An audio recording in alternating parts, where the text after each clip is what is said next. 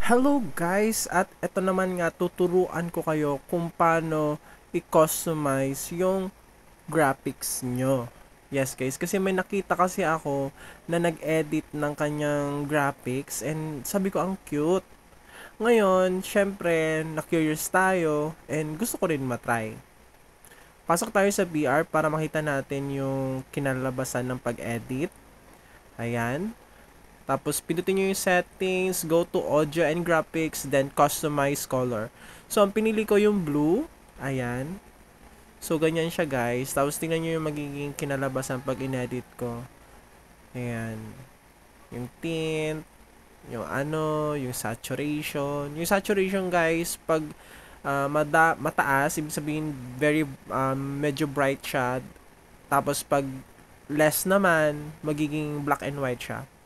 Of course, brightness, alam nyo na yan. Then, dun sa advance, meron shadow, monotones, and highlights. Konting adjustment lang, ayan.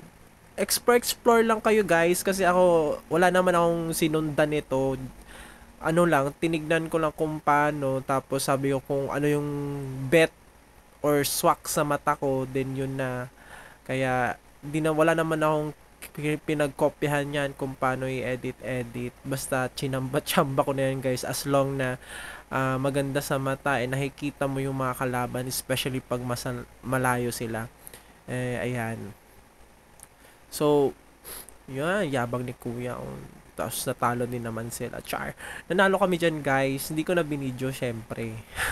Mahaba yun.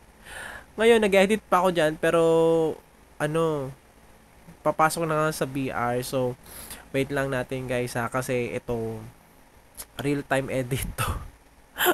Ayan, ganyan siya guys. So, blue na. Tingnan nyo, ba diba? I-compare nyo ngayon sa screen nyo. Ito guys, medyo blue na and bluer sky and fan ako ng blue. Blue color.